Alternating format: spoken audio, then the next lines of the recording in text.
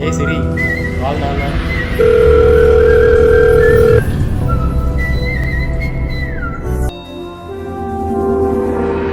గంభీర సింహద్రావక్షేత్రావాస జయసింహ దైత్యాంత విద్యుద్ఘాత వీక్షారోక్ష నరసింహ. స్వామి, నా ఒక్కగానొక కూతురు పెళ్లికి వెళ్ళి వస్తాను. నీ ఆశీర్వాదం ఇవ్వు స్వామి. పెండెల రామస్వామి, తప్పకుండా వెళ్ళిరా నాయనా.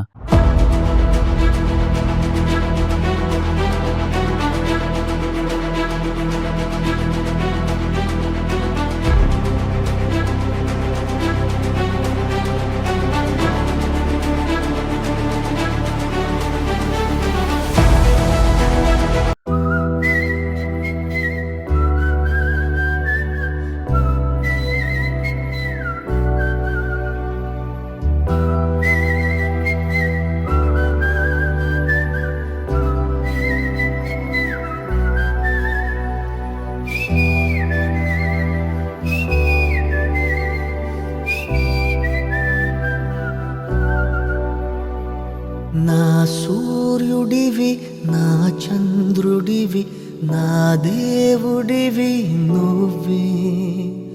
నా కన్నులకి నువ్వు వెన్నెలవి, నా ఊపిరివి నువ్వే. నువ్వే కదా, నువ్వే కదా సితార నా కలకి.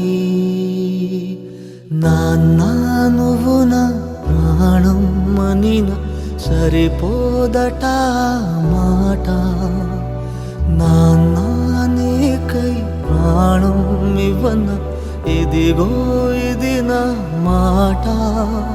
నిజాన్నిలా అనేదిలా ఇవాళ నీ ఎదుట.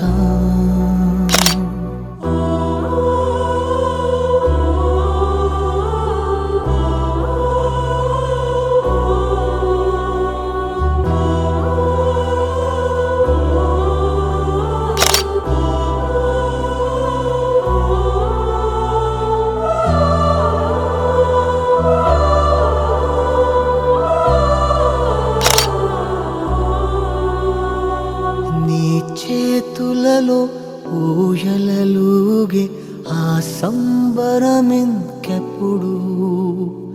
నీ భుజములపై తలవాల్చుకుని ఆ పండగ నాకెప్పుడు. క్షణానికో సవాలిలా జవాబులేదెప్పుడు. నాన్నా నువ్వు నా ప్రాణం మనిన సరిపోదట మాట.